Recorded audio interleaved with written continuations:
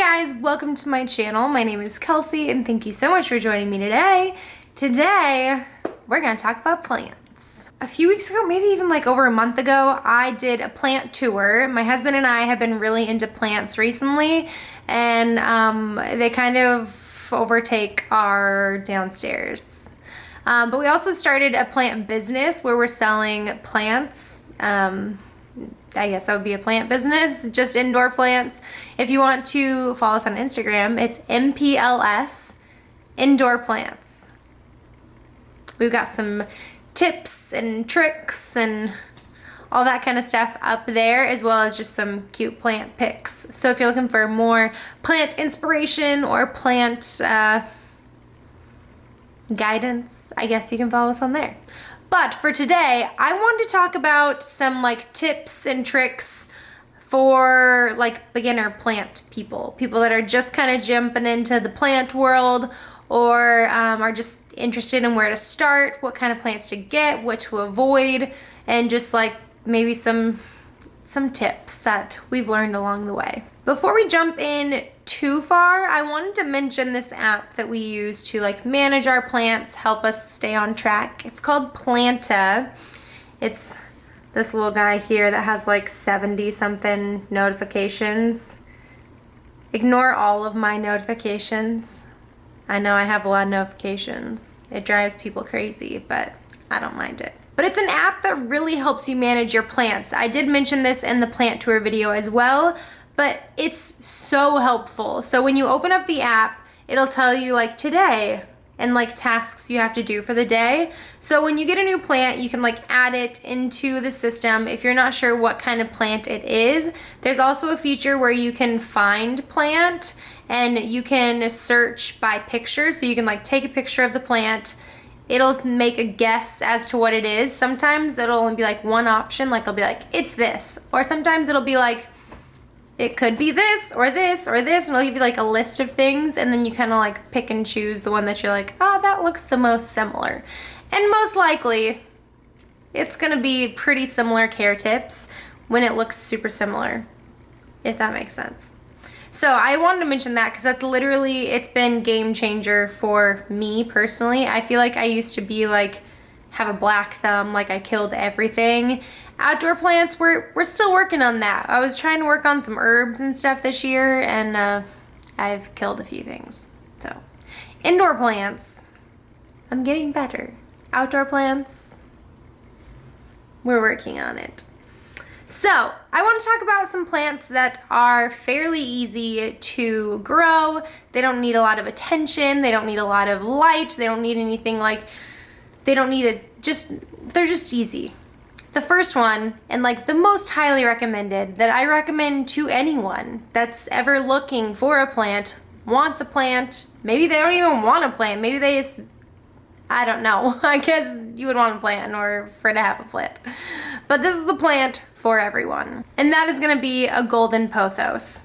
This is a little baby one. We actually like took clippings from another golden pothos and repotted them. And so this is what it looks like as like a baby. These are all fresh clippings. You can see we've got some new leaves here. Here's a new little guy here. So one unraveling down here. And so this one's like a baby.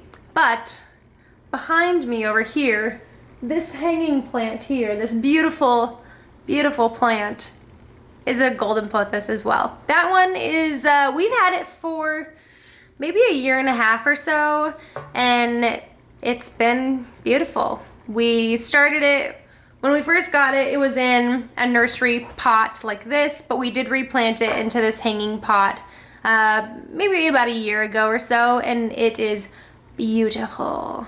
Most golden pothos are pretty green, so like this one here is just very green.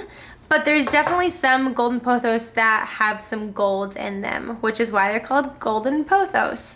They get like little streaks of like gold in them. All my little babies don't really have gold.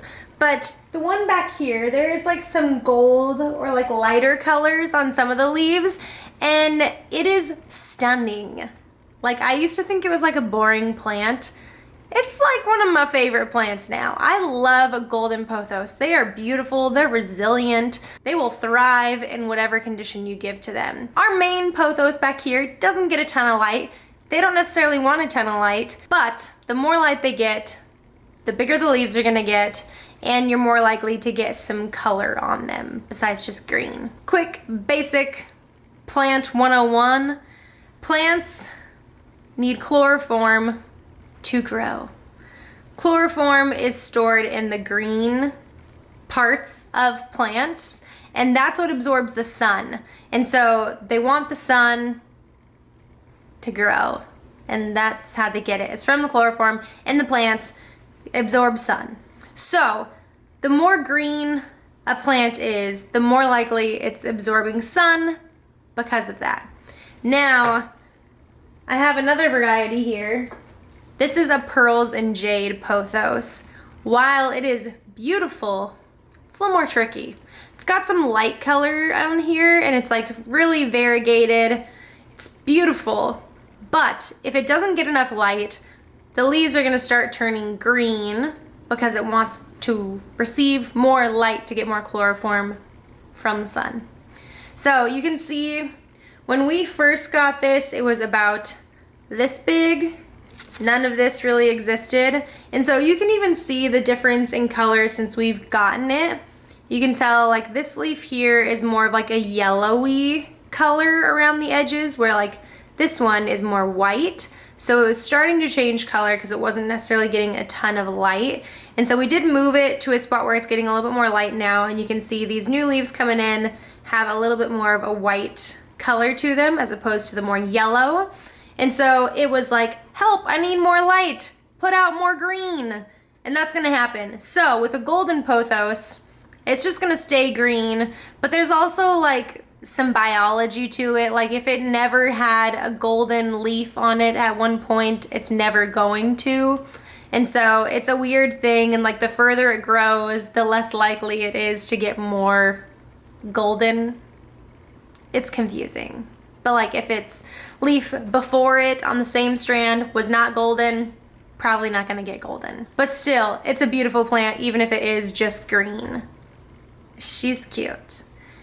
And because of that, they're literally the easiest plant.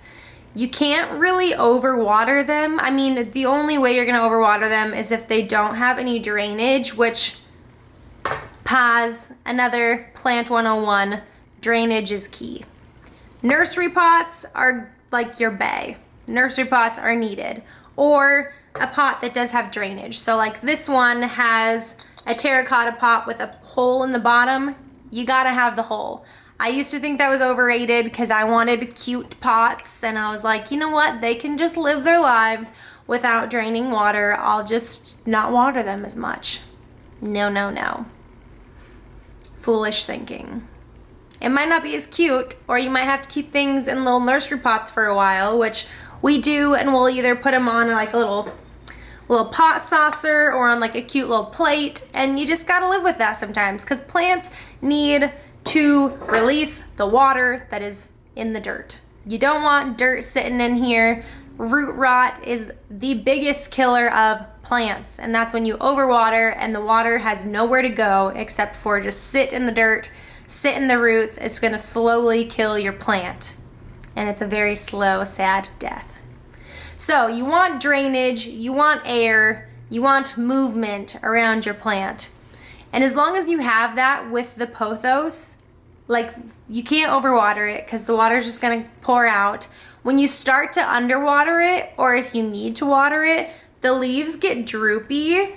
And I'm not just talking about like the stems don't really droop a ton, but you'll see the leaves actually themselves will just kind of like bloop, droop over, like they just kind of like meh, and they start to look a little lifeless. They might like curl up a little bit, and as soon as you see that, you're like, oh, my pothos needs to be watered. Give it a nice watering. Next day, it's gonna be popped back up to life. So that's why I love pothos. I mean, they're beautiful, but they're just the easiest things to take care of. And they grow like none other. Again, if it's in good light, it's gonna grow faster. It's gonna be putting out lots of leaves, beautiful leaves. They get long. They are a trailing plant. That means that the vine, it's kind of like a vine. They just keep growing pretty much as long as you let it. We have one at one of our coffee shops, and I think one of the little trails it's probably pushing 10 feet, and it is beautiful. As long as it's got a little bit of light, doesn't need direct light, it doesn't need like full sun window, it just needs a little light. So as long as there's a window in the room, it'll do fine. Needs to be watered. You can even underwater it. It doesn't really matter.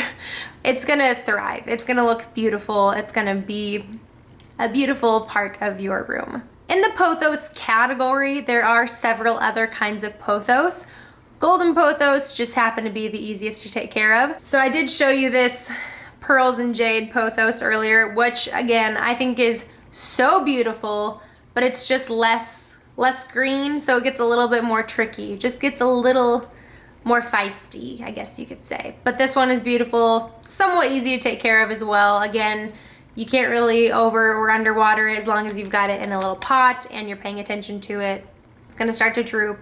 Feed it some water, it's gonna be happy. Another variety of pothos that we recently picked up is a neon pothos. And this one is so fun. This one is like a bright green color. It just looks luscious and like exciting. I've been into just different colored plants. Like I just like anything that has a little variety to it or doesn't just look like a solid green. Green is beautiful, but having some variety around the house is so nice. And so I've been loving this one. This one is relatively new to us. I think we've had it for about a month now. And it's definitely more bushy than some of the other pothos we have. There's not really much trailing happening yet, but we're getting there. This one's got a little bit of a shoot happening, so I'm excited for this one to keep growing and to just be a beautiful, beautiful plant.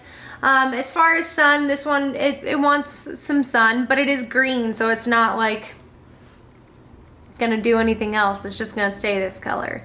But with the light colors, also, I should mention, the pearls and jade, it wants light, and this one too, but it doesn't want too much light because the light colored leaves can burn. So it's a little bit of a diva. It wants light, but not too much light. Another variety of pothos that we have is a marble queen, and this one is a beaut. She is so cute. She's got some green, but also just like really pretty like white colors happening. And these leaves are just so unique. No two are the same. They're absolutely beautiful. You can tell we went through kind of the same cycle with this one as the pearls and jade, where when we first got it, it was very like white colored, and then it got a little yellow because I don't think it was getting quite enough sun. And now towards the end, they're a little bit more white than yellow again. And so we're constantly learning. We're always moving our plants around. That's just how it goes. And so this one is beautiful and relatively easy to take care of as well. Those are all the pothos I have, and I love all of them, I think, equally. And there might be even a little extra room in my heart for the golden pothos. The OG, just like green pothos. It's so freaking easy, and it's beautiful. A few other plants I did want to mention really fast that are on the easier side to take care of and that are just a little bit maybe more unique than like a golden pothos, because you can get those kind of anywhere and like everyone has them. But there's a reason everyone has them, because they're stinking easy. This one is a heartleaf philodendron, which upon first glance, if you didn't know, you might think this is a golden pothos.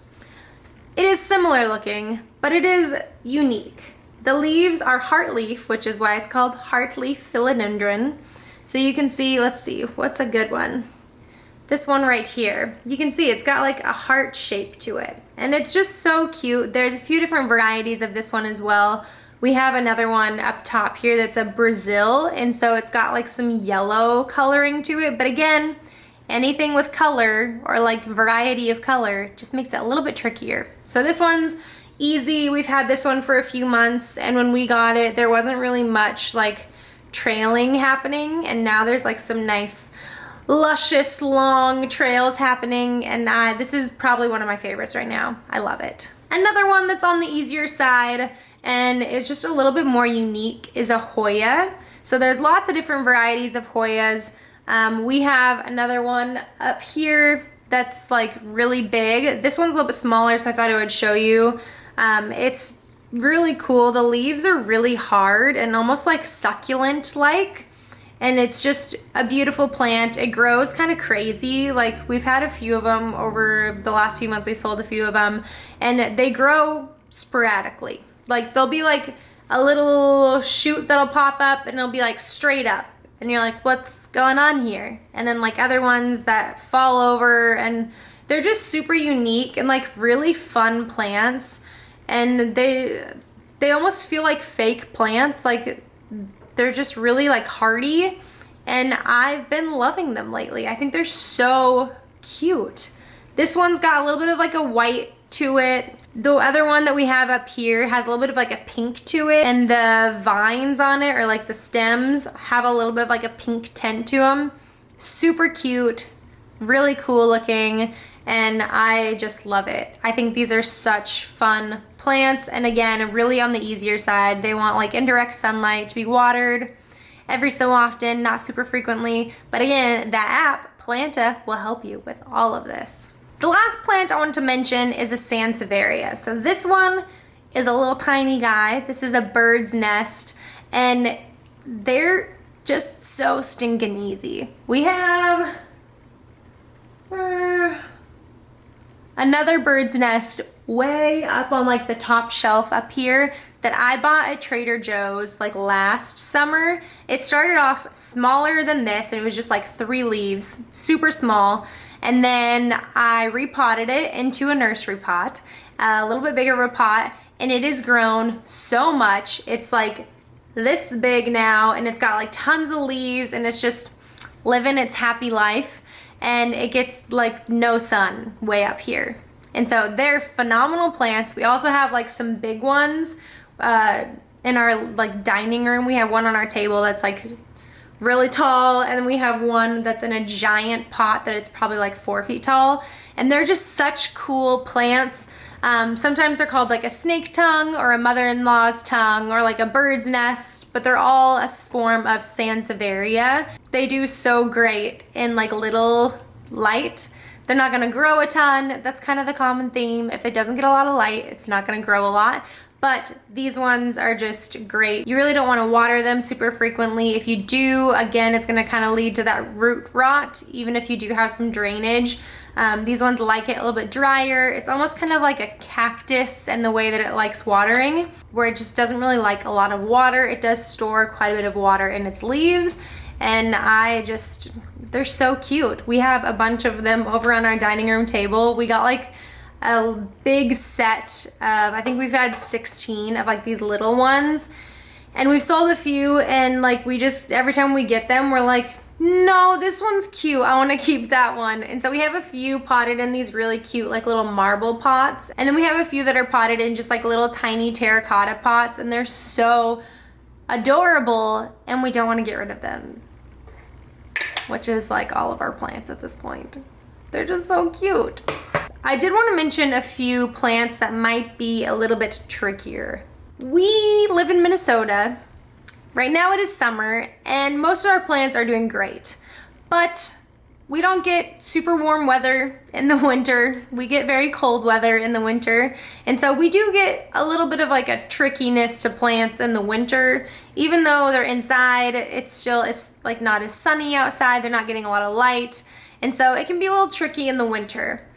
But we have found a few plants that we've just killed. We just don't have good luck with. Ferns have been hard for us. I guess they want water like every second of every day, and they want it very humid. And we don't have our house very humid because we don't like humidity. It's humid outside. I don't want to be humid in house. What other ones have we had issues with? Calethas are divas. So prayer plants, we have a little cutting of one because we had a full prayer plant, like a big one, and we were just having such problems with it at our house. We took it to one of our coffee shops For some reason, our coffee shops do like fantastic with plants, and plants love life there, I guess, because it's warmer and get a lot of light. And so we took it there, and it's like thriving. In our house, it was not doing well. But these plants are a little tricky. We have another variety of one further away right now, and so far so good. But these want light, but not a ton of light. They definitely want a lot of water, but they don't want to be overwatered. And so they're like divas. If there was ever a plant that was a diva, it would be a Calitha. 100%. The other plant, or variety of plant, that I want to mention is a frickin' succulent. Succulents, while they're cute and they're like, seem like you can't kill them, because that's what everyone says. Everyone's like, oh, you can't kill a succulent. They live through whatever. Raise your hand if you've never killed a succulent. I've killed so many succulents, and that's why I thought I was really bad at plants for the longest time, because I was like, everyone says you can't kill a succulent. They live through whatever, and I've killed so many succulents. It's the reason it's called a succulent, because they suck. Saying that, I do have a huge succulent collection over here. You can see this little like light over here. That's a plant light. It's like a grow light. And it's over a bunch of succulents because they need constant sun pretty much forever and ever. And this one, when we got it, which I think we got this early spring, it was compact. So it was like probably this tall, and it was just absolutely beautiful. Like, so stunning. This sits under that grow light all the time, and it's gotten leggy. So this happens to succulents when they're not getting enough light, is they get like really tall because they're looking for the sun. They're supposed to grow out, not up. This one's been sitting under light forever, and it's still super tall. Succulents suck. But they're so dang cute. They're so cute. I have so many of them. I have a little succulent garden too, and half of them died, and I had to take them out and like replace them with other things. And so I don't recommend succulents to anyone, unless if you live in like Arizona and you can just put them outside because they'll be happy out there. Which, I was in Arizona last fall. Oh my God, that was like my favorite place to be for plants, because there was cactuses everywhere, and it was so pretty, and I loved it. We don't get that here in Minnesota. Not at all. Not at all. So succulents is how I try to get that into my life, but it doesn't work too good. So I think that's gonna be it for today. I talked a lot about plants. I hope you enjoyed it. I love talking about plants. If you have any questions about plants or taking care of plants, leave them down below. I'd love to maybe try and answer some questions. I'm definitely not like the all-knowing authority on this. I probably even said things wrong today. Like, I probably don't know exactly what I'm talking about, but I try. And I had a few people recommend doing this kind of a video, like a plant 101, or what kind of plants to get if you're new to the plant world. So I hope you enjoyed it. If you did, give it a thumbs up, subscribe down below if you haven't already. I would love to have you around. And again, thanks so much for joining me today. I hope you have a wonderful rest of your day. And until next time, bye guys.